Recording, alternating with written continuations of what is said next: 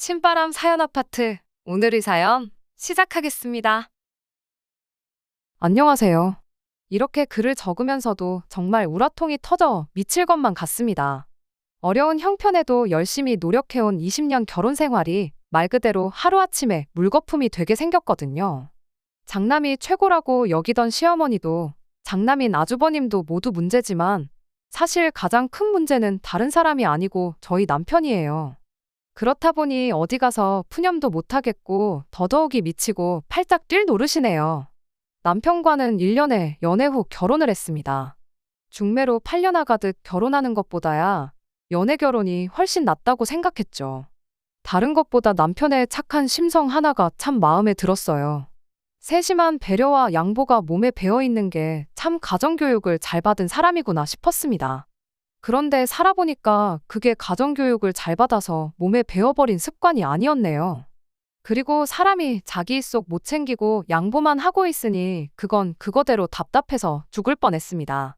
저희 결혼할 때만 해도 남자가 집 해오고 여자가 혼수하는 게 어찌 보면 당연하다는 듯한 분위기였어요. 하지만 저희는 맨땅에 헤딩하듯 아무것도 없이 시작했지요.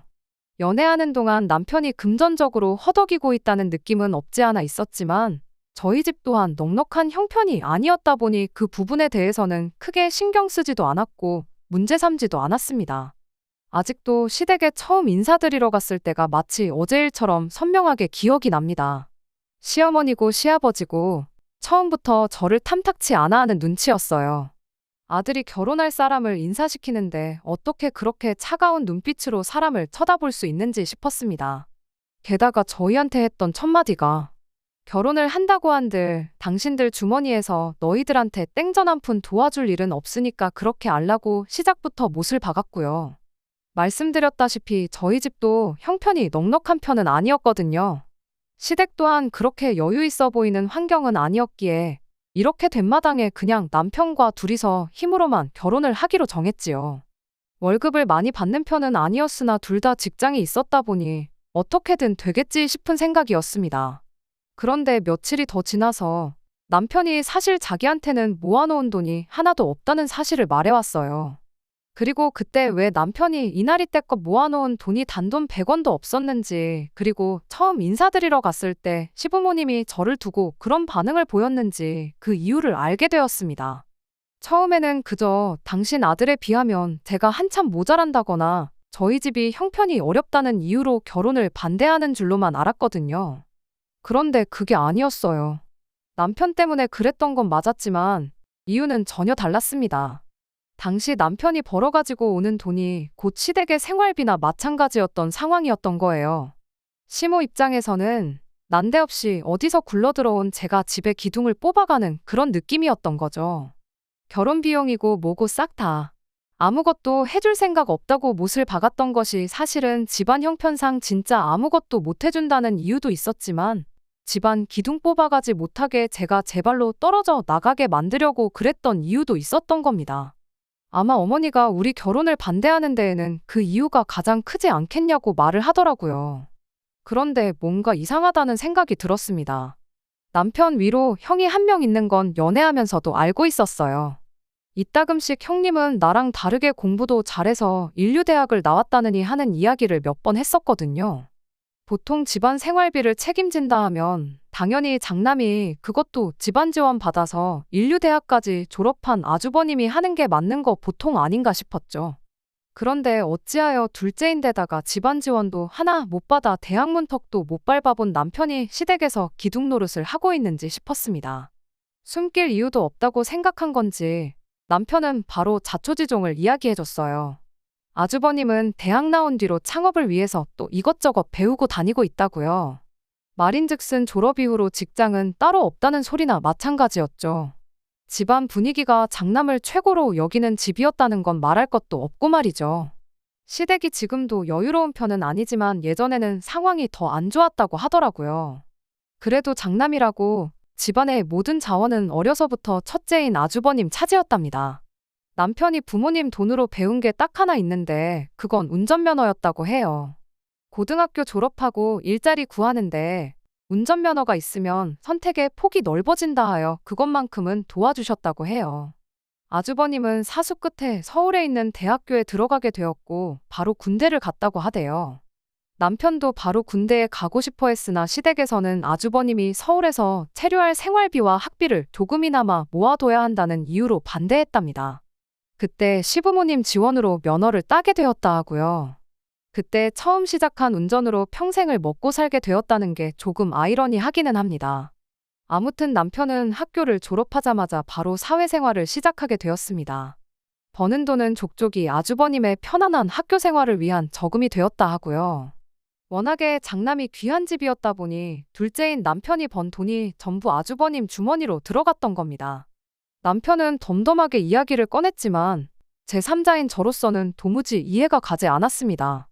4살 터울 동생이 형 뒷바라지를 해준다는 게 저로서는 도무지 이해가 가지 않았거든요. 그렇다고 아주버님이 그렇게 남편이 피땀 흘려 벌어다 준 돈으로 성공을 한 것도 아니에요. 적당히 대학 나왔으면 좋은데 취직하면 되는 거지. 자기는 남 밑에서 일할 사람이 아니라며 졸업 후에는 자본금이라고 땡전 한 푼 없으면서 사업을 하겠다고 그렇게 노래를 불렀답니다. 특허 하나만 내면 평생을 먹고 산다니 어쩐다니 하면서 그렇게 투자자를 찾아다녔다나요. 이미 한참 세월이 지나 저희가 결혼을 하겠다고 시댁에 인사를 하러 갔을 때도 아주버님은 따로 벌이가 없던 상황이었던 거예요. 그쯤 하면 시댁에서 장남에 투자한 게 실패였다는 걸 인정했을 법도 한데 우리 장남은 장차 큰일을 할 사람이라며 감싸주고 계속해서 남편이 돈을 벌어오는 족족이 아주버님한테 투자를 했던 겁니다.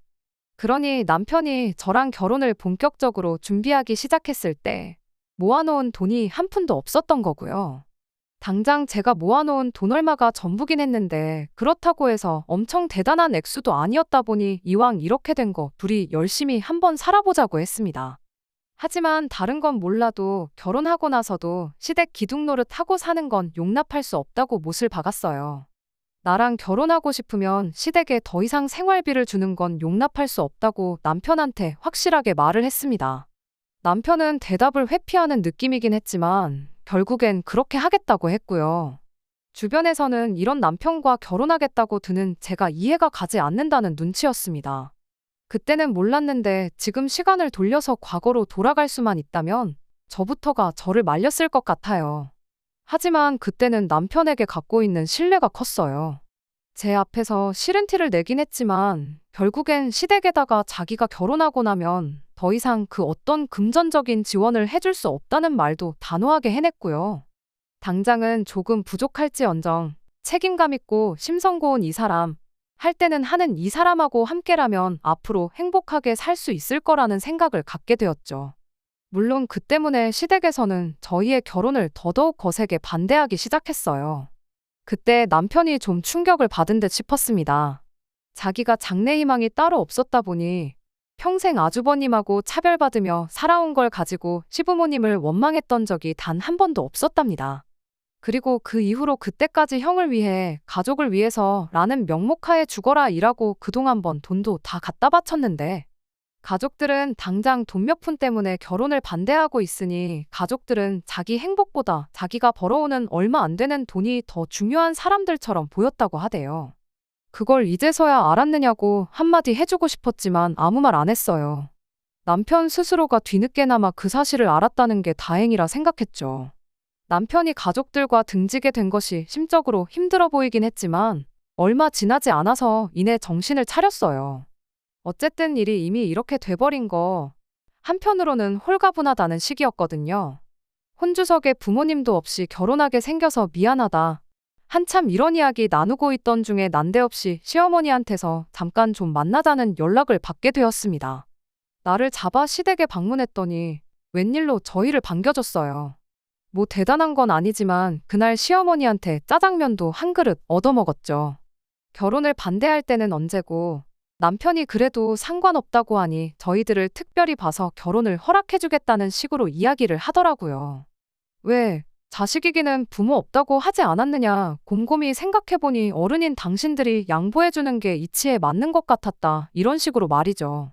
여전히 저희 결혼할 때는 아무것도 지원해줄 수 없다고 이야기도 했고요. 장남인 아주버님이 장가도 아직 안 갔는데 동생이 먼저 가는 것부터가 하극상이라며 저희한테 그 어떤 지원을 해준다 하더라도 그건 무조건 아주버님이 결혼해서 자리 잡은 이후가 될 것이라고 확실하게 선을 그었습니다. 애초에 당장 결혼식에 오시지 않을 수도 있겠다 생각했는데 허락이나마 받은 게 저희 입장에서는 감지덕지 아니냐 하고 생각했어요. 남편은 마냥 기뻐했는데 저는 솔직히 찜찜한 마음을 지울 수가 없었습니다. 결혼은 안 된다고 그렇게 반대를 하더니 그 어떤 계기도 없이 한 달도 안 지나서 결혼을 허락해주겠다고 나오는 게 분명히 다른 속셈이 있을지도 모른다는 생각이 들더라고요. 아니나 다를까 결혼식 한 달 앞두고 시어머니가 본심을 꺼내더군요. 니들이 아직 어리고 인생의 경험도 많지가 않으니 당신이 특별히 저희를 도와주겠다고요. 우리 애 어디 뭘 도와주려고 저러는 건가 싶었는데 아니나 다를까 저랑 남편 월급을 당신이 손수 관리를 해주겠다고 하시더라고요. 당장 남편이 모아놓은 게 한 푼 없던 가장 큰 이유가 월급이나마 얼마 되도 않는 돈 벌어오는 걸 가지고 당신들 생활비 쓰고 남는 건 아주버님 뒷바라지 해주는데 써서 그런 건 생각도 안 하고 남편이 돈이 없는 이유가 돈 관리를 할 줄 몰라서 그러는 거라는 소리를 하더라고요. 차라리 고양이한테 생선을 맡기지. 이건 뭐 이젠 제가 벌어오는 돈까지 전부 아주버님 뒷바라지 하는데 쓰겠다는 말로밖에 들리지 않았습니다. 그 와중에 남편은 설마 내 돈만 있으면 몰라도 어머니가 당신 돈에까지 손을 대시겠냐며 한번 믿고 맡겨보자는 식으로 나왔어요. 당연히 저는 싫다고 했죠. 전 그렇게 하고 싶거든 결혼은 없던 일로 하자고 했어요. 시댁 기둥 노릇, 아주버님 지갑 노릇이 그렇게 하고 싶으면 혼자서 하라고요. 애초에 저랑 결혼하면서 부모님과 연도 끊겠다고 나왔던 남편이었다 보니 그런 바보 같은 선택은 하지 않더라고요. 그런데 의외로 시어머니 반응이 덤덤했습니다. 당연히 노발대발하면서 한마디를 하시던가 했을 텐데 니들 생각이 그렇다면 어쩔 수 없지 않겠냐면서 그냥 당장 어떻게 돈을 해줄 수는 없으니 어떻게든 도움을 주고 싶어서 꺼냈던 말이라며 웬일로 쉽게 물러났어요. 그런데 그렇게 나온 데에는 다 이유가 있었습니다. 시어머니는 저희가 돈을 맡기지 않는다고 나온다면 어떻게 해야 할지 다음 계획이 있었던 거예요. 결혼식 당일날 그 계획을 알게 되었죠. 아주버님이 남편 하객들 축의금을 받았는데 저희 결혼식 시작하기가 무섭게 그 돈을 가지고 집에 돌아가 버렸거든요. 특허 하나 내면 인생 핀다고 생각하던 아주버님이 당시 개발하던 무언가가 있었는데 투자처가 마땅치 않아서 시작도 못하고 있던 상황이었다더라고요. 그때 당시 축의금이라 하면 보통이 3만 원이고 조금 친하다 싶으면 5만 원 정도 주던 시기였어요.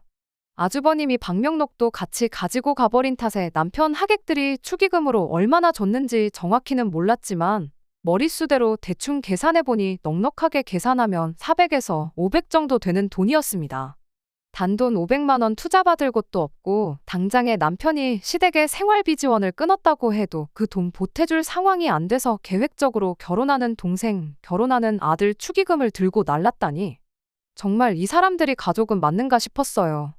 이게 말이나 되는 상황이냐 묻는 말에 시어머니는 어디 네 결혼식에 온 사람들이 다 네 하객들인 줄 아느냐고 당신과 아버님이 여태껏 남의 결혼식 다니면서 뿌린 돈 돌려받은 건데 어디서 축의금이 니들 거라고 우기고 있느냐. 원래도 축의금 들어온 건 부모한테 돌려주는 돈이다 하면서 축의금에 대한 소유권을 주장하셨어요. 굳이 따진다면 시부모님 하객은 그렇게 많지 않았고 대부분이 남편이 그동안 여기저기서 사회생활하면서 쌓아온 인맥들이 대부분이었어요. 그 자리에서 시시비비를 가린다면 가리겠지만 이미 방명록마저 사라진 와중에 그 사람들 다시 불러 모아 얼마를 냈는지 남편 하객인지 시부모님 하객인지 확인해 볼 수도 없는 노릇이었죠. 하지만 한편으로는 오히려 마음이 편하더라고요. 그 와중에도 그 푼돈을 어떻게든 챙기고 싶어서 몰래 가져갈 계획을 세웠던 게 남편한테는 여태껏 느꼈던 그 무엇보다 큰 배신감으로 돌아왔기 때문입니다. 남편은 그 돈은 그냥 자기가 어머니 드리는 걸로 하겠다고 대신 그 돈이 내가 어머니한테 드릴 수 있는 마지막 돈이라고 단호하게 못을 박았습니다. 어머님도 그제서야 노발대발 큰 소리를 치셨고요. 아들 새끼 키워봐야 아무 소용 없네. 싸가지가 있네 없네 그런 이야기를 하면서 누가 들으면 뭐 네가 한 달에 1,000만 원씩 벌어다 준 줄 알겠다고. 네가 벌어다 주는 푼돈 이제 필요 없다. 여자애 환장해서 가족도 못 알아보는 놈 나도 아들 대접 해줄 생각 없다며 어디 둘이서 잘 먹고 잘 살아보라고 적반하장으로 나왔어요. 그 덕에 결혼하자마자부터 시댁과는 완전히 연을 끊고 결혼 생활을 시작할 수 있었습니다. 오히려 결혼하고 나면 저희한테 얼마라도 생활비를 요구하지 않을까 걱정이었는데 그 부분만큼은 다행이다 싶었어요. 하지만 아무래도 없이 시작한 결혼이었다 보니 처음에는 어디 가서 말도 못할 만큼 억척스럽게 살았어요. 신혼집이라고 방 하나 딸린 반지하에서 시작을 했습니다. 결혼 첫 해를 넘기면서 아이가 생기면서 친정집에 들어가 결혼 생활을 시작했고요. 친정 도움은 받고 싶지 않았으나 당장 제가 일을 하지 않으면 가게에 직접적으로 타격을 입을 만큼 상황이 여의치 않았다 보니 어쩔 수 없는 선택이었습니다. 여름만 되면 곰팡이 냄새가 스멀스멀 올라오는 반지하였는데 그게 산모인 저와 아이한테도 좋을 것 같지 않았기도 하고요. 예정일 2주 전까지 출근했고 아이 태어나고 나서도 딱 한 달 몸추스르고 바로 출근했어요. 아이는 친정어머니께서 대신 돌봐주셨어요. 남편과는 상의 끝에 매달 100만 원씩 드리기로 했지요. 20년 전이라 할지라도 아이 봐주는 대신 드리는 돈 치고는 많이 적은 금액이었습니다. 친정 부모님께서 저희 결혼할 때 하나 보태주지 못했던 게 마음에 걸리신다며 저희한테 따로 생활비를 요구하신 적도 없었고요. 관리비며 심지어 저희 먹는 밥값까지 하나 저희한테 받지를 않으셨는데 아이까지 봐주시고 100만 원이면 솔직히 얼마 드렸다고 생각하지 않아요. 그런데 이걸 이유로 남편과 처음 문제가 생기게 되었습니다. 하루는 남편이 이 정도 시간이 지났으면 시어머니와 다시 연락을 하고 지내도 되지 않겠냐는 이야기를 해왔어요. 솔직히 내키는 이야기는 아니었습니다. 아이도 태어났는데 아이가 자라면서 외할머니, 외할아버지만 있는 게 아니고 친할머니, 친할아버지도 있다는 걸 알아야 하지 않겠느냐는 이유였지요. 친정 부모님께서도 암만 일이 그렇게 되어 연을 끊고 지내기로 했다 할지라도 부모 자식 간인데 얼마나 그립겠냐면서 저보고 조금만 마음의 문을 열어달라고까지 하셨어요. 남편 말 맞다나 우리 아이한테도 할머니, 할아버지에 대한 존재를 숨겨야 할 이유가 없다고 생각했기에 결국 그렇게 하자고 했지요. 그 후로 며칠 지나지 않아 시댁과 연락을 하게 되었어요. 아무리 장남이 귀한 집이라 해도 3년 가까운 시간 동안 연락 한 통 없이 지냈다 보니 둘째가 많이 그리웠나 본지 시부모님은 저희를 반갑게 맞이해 주셨습니다. 특허를 내겠다고 졸업 후부터 10년 가까이 허송세월 보내던 아주버님도 남편의 경제적인 지원이 끊기고 시댁에도 돈이 떨어지게 되니 어쩔 수 없이 사업 욕심을 버리고 직장을 구했다고 하더라고요. 시댁은 아주버님이 벌어오는 돈으로 생활을 하고 있다고 하고요. 이제야 드디어 아주버님도 정신 차리고 장남 노릇을 하고 있구나 싶었어요. 적어도 2번 다시 남편 돈으로 아주버님 뒷바라지를 해주겠다는 말은 나오지 않겠구나 안심이 되었습니다. 우여곡절이 있었지만 다시 정상적인 가족이 되었구나 생각했는데 다시 시댁과 교류를 하게 된 지 단 2달도 안 돼서 일이 터져버리고 말았어요. 하루는 정말 뜬금없이 시어머니가 저에게 전화를 걸어와서는 친정에는 그렇게 돈을 퍼다 주면서 시댁은 나 몰라라 하면 안 된다. 양가를 똑같이 챙겨야지 사람이 그러는 거 아니다 하면서 역정을 내기 시작했어요. 분위기를 보아하니 남편이 시어머니한테 저희가 친정에 매달 100만 원을 드리고 있다는 이야기를 했다는 걸 단번에 알 수 있었습니다. 하지만 돈을 드리고 있다는 이야기만 한 것 같아 보였고 정작 왜 돈을 드리고 있는지 중요한 건 빼먹은 것 같아서 제가 시어머니한테 설명을 드렸어요. 저희가 친정집에 살면서 친정어머니가 아이를 매일같이 돌봐주시고 계시니 드리고 있을 뿐이라고요. 그랬더니 시어머니가 저한테 한다는 소리가 그럼 친정에서 나와서 시댁에 들어와 살면 되는 거 아니냐는 소리를 하시더군요. 애초에 남편 처가살이를 시키는 것부터가 잘못된 거라며 우리 아들이 그 집에서 얼마나 눈치를 보겠냐고 하면서 말이죠. 남편도 그때가 돼서야 하는 말이 솔직히 장인 장모님 눈치도 보이고 불편하다는 식으로 이야기를 했어요. 친정 부모님이 남편한테 따로 눈치를 주거나 불편하게 하신 적은 제가 볼 땐 없었지만 그런 느낌을 받는 거야 상대적인 거니 그럴 수도 있겠다 생각을 했습니다. 다만 그렇다고 해서 제가 시댁에 가서 살면서 시부모님께 돈을 드리고 시집살이 하면서 눈치를 봐야 할 이유는 되지 않는다 생각했죠. 그래서 고민 끝에 친정집에서 나오기로 했습니다. 시댁에 들어가서 살기로 한 건 아니었고 아예 독립을 하기로 했지요. 그래도 친정집에 들어와 살면서 모은 돈이 상당했다 보니 이참에 그냥 따로 나와 사는 게 나중 가서 이야기도 안 나오겠구나 싶었어요. 시댁과 친정 딱 중간 위치쯤에 전세를 구해 이사를 나갔고 아이는 시어머니와 친정어머니가 번갈아 가면서 저희 집에 직접 오셔서 아이를 봐주는 걸로 했어요. 시어머니도 같이 아이를 돌봐주시게 되면서 친정에 드리던 100만 원을 반으로 쪼개 시댁에 드리기로 했고요. 그런데 막상 그렇게 하기로 하고 반년도 안 돼서 시어머니가 내가 고작 50만 원 받자고 이 고생을 해야겠느냐며 말을 바꾸더군요. 당연히 저희를 위해 아무것도 하지 않는 시어머니께 저희가 굳이 돈까지 드릴 이유는 없겠다 싶었어요. 그렇게 반년 정도 매달 드렸던 50만 원을 끊으니 시어머니는 또 저희 보고 욕심이 사납다는 욕을 하시면서 부모한테 주는 돈이 아깝냐고 역정을 내시더군요. 그리고 이번엔 시어머니가 저희한테 먼저 연을 끊자는 소리를 해왔습니다. 부모도 몰라보는 것들하고는 두 번 다시 상종을 말았어야 했는데 기회를 줬음에도 불구하고 변한 게 하나도 없다는 소리를 하면서 말이죠. 남편도 시어머니가 저렇게 나오는데 편을 들어줄 수가 없었는지 아무 말 없었습니다. 그렇게 시댁과는 또다시 연을 끊게 되었어요.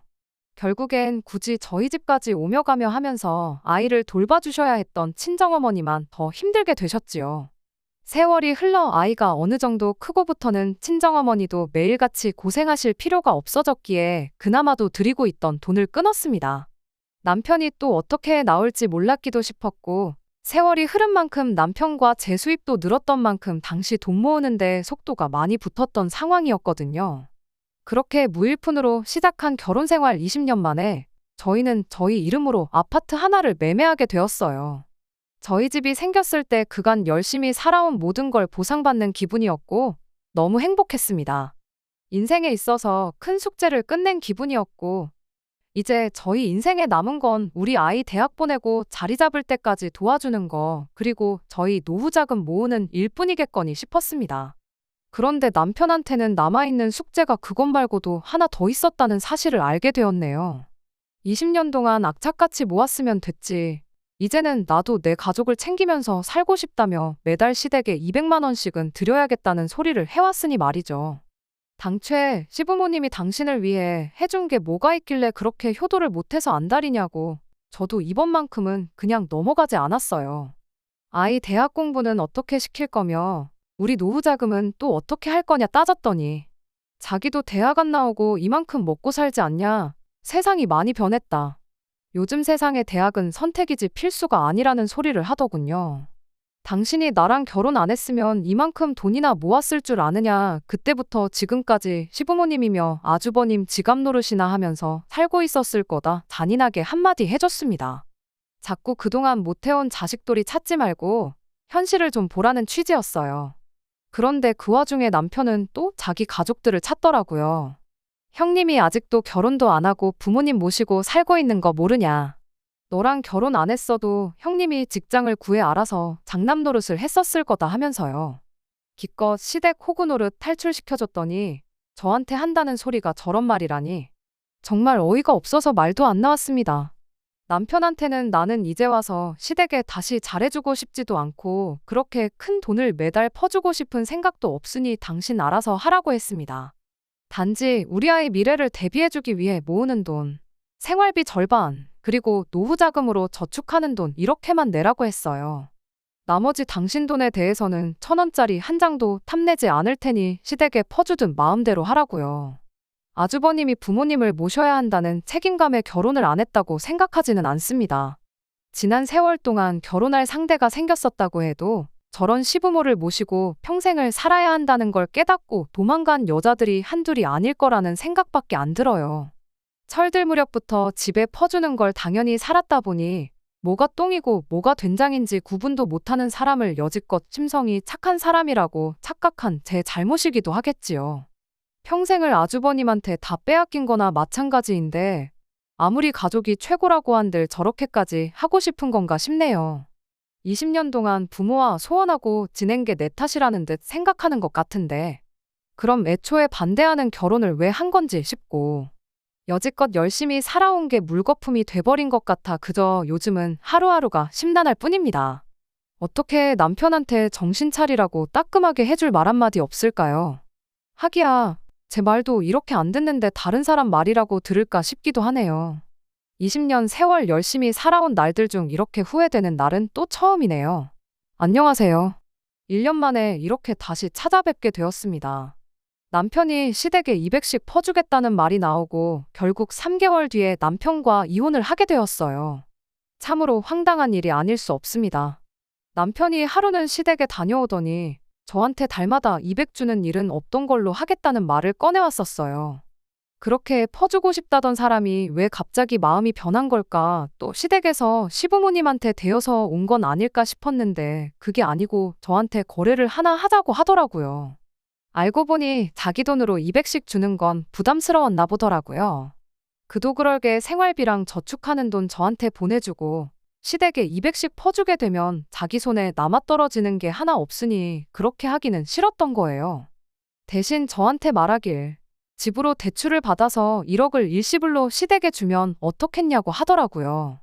일시불 1억이 어디서 나온 돈인가 했더니 사업 타령하던 아주버님이 정신 못 차리고 또 호구 동생을 꼬드긴 거였어요.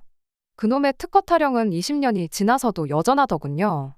남편이 시댁에 찾아가 이제는 효도하고 싶다는 말을 꺼냈을 때 아주버님이 그 타이밍을 놓치지 않고 남편에게 자기가 기가 막힌 사업 아이템이 있는데 차라리 거기에 투자를 해보는 건 어떻냐고 제안을 했다네요. 이건 출시만 하면 대박이 날 수밖에 없는 특허다. 똑똑한 형님이 그렇게 말했으니 실패할 걱정은 할 필요도 없다면서 일단 성공만 하면 투자금 1억 회수하는 건 시간 문제니 저한테도 투자할 기회를 준다는 식으로 선심 쓰듯 말을 꺼내더라고요. 형님이 대박만 내면 시부모님 노후 걱정은 물론이고 앞으로 우리들 나아가선 우리 아이까지 평생 떵떵거리면서 먹고 살 만큼 부자가 될 거라나요. 남편 딴에는 매달 200만 원 드리고 자기가 허덕이면서 사는 것보단 제 돈 절반이라도 좋으니 같이 투자를 하고 싶었던 거예요. 대충 계산해봐도 앞으로 남은 평생 매달 200씩 드리는 것보다 50개월치 미리 드렸다고 생각하는 게 남편한테는 100배, 1000배 더 좋은 상황이었던 거죠. 우리가 집 산 지 얼마나 되었다고 그런 큰돈이 있겠냐고 따지니 남편이 집을 담보로 대출을 받자는 말도 없는 소리를 해왔고요. 결국 끝까지 거절했더니 남편은 그럼 이혼해서 재산 분할이라도 받아야겠다는 소리를 하더군요. 반협박성으로 한 말이었겠지만 그때 문득 이런 생각이 들더군요. 아주버님이 말한 대로 정말 성공을 하던지 말던지 간에 이런 일이 앞으로도 몇 번씩은 더 있지 않겠나 하는 생각이요. 평생을 호구로 살아온 사람이니만큼 부모님께 퍼주고 아주버님께 뜯기고 살지 않으면 적성이 풀리지 않는 사람인데 그걸 제가 어떻게 고치나 싶었어요. 20년 세월, 중간중간 다시 연락을 했긴 했어도 대부분의 세월을 연을 끊고 살아왔는데도 불구하고 뭔가 여유가 생길 때마다 가족들한테 퍼주고 싶어하는 사람을 고칠 방법은 없다고 생각했고 결국 저는 남편의 이혼하자는 말에 그렇게 하자고 대답했습니다. 평생을 노력해서 갖게 된 내 집을 정리하고 싶은 마음은 없었다 보니 친정 부모님 집을 팔아서 재산 분할을 해주고 이혼을 했고 친정 부모님은 저희 집에서 같이 살기로 했어요. 그렇게 20년 결혼 생활을 허무하게 정리하게 되었습니다만 결과적으로는 잘 된 일이라 생각합니다. 얼마 전에 남편이 제 말을 들을 걸 그랬다며 연락을 해왔거든요. 아주버님이 남편 돈이며 시부모님 돈까지 털어먹고 잠수를 타버렸대요. 지난 20년 동안 자기가 부모님을 모셨으니 이젠 네가 모실 차례 아니겠냐 하고요. 누구 돈으로 공부하고 대학까지 졸업했는지는 아주버님한테는 중요한 게 아니었나 봅니다. 그간 사업하고 싶었는데 동생이 부모에 대한 지원을 끊는 바람에 자기가 부모님을 책임져야 했던 게 억울했다네요. 그래서 이번 기회에 시부모님 집담보로 대출받고 동생 이혼시켜서 재산 분할 받아온 돈을 빼돌려 자기 자유를 찾으러 간 거예요. 남편은 이제 부모님도 그렇고 자기도 그렇고 오갈 곳이 없어졌다고 제발 그간 살아온 정을 봐서라도 자기를 다시 받아달라고 자기 좀 살려달라는 연락을 해온 거고요. 싫다고 거절했더니 그 와중에도 그럼 자기는 괜찮으니까 자기 부모님 머물 방 한 칸만 내달라는 소리를 하고 있더라고요. 당신 부모님이 아니라 당신만 혼자 돌아오겠다고 해도 싫다고 확실하게 거절해주고 남편과의 20년 인연의 종지부를 끊었습니다. 여태 살아온 정이 있으니 걱정이 안 된다면 거짓말이겠지만 그런 남편 다시 받아줬다간 제가 제 명에 못 살 것 같아 확실하게 마무리를 지었어요. 심성이 착한 사람 만나는 건 좋지만 착하기만 한 건 장점이 아니라 미련한 거라고 생각해요. 부디 우리 아이가 남편의 그런 점을 닮지 않았으면 싶습니다. 끝까지 들어주셔서 감사합니다. 오늘의 사연은 여기까지입니다. 구독과 좋아요, 알람 설정 부탁드리고 더 좋은 사연으로 다시 찾아뵙겠습니다. 감사합니다.